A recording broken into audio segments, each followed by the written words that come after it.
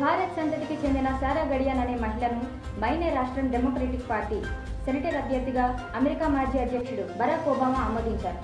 నవంబర్లో జరగనున్న అధ్యక్ష ఎన్నికలలో ఇది అత్యధిక పోటీ ఉండే సెనేట్ రేసుల్లో ఒకటి.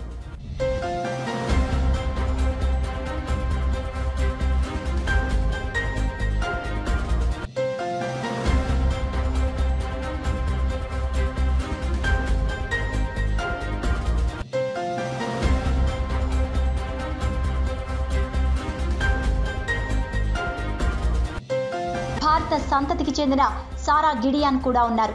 48 ఏళ్ల ఎంఎస్ గిడియాన్ ప్రస్తుతం మైనే స్టేట్ అసెంబ్లీ స్పీకర్గా ఉన్నారు. రిపబ్లికన్ సెనేటర్ సుసాన్ కాలిన్స్ కు గట్టి పోటీ ఇస్తున్నారు.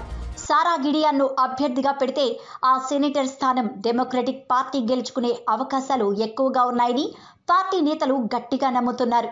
అమెరికాలో ప్రతిష్టాత్మకమైన సెనేటర్ స్థానాల్లో మైనే రాష్ట్రం కూడా ఒకటి.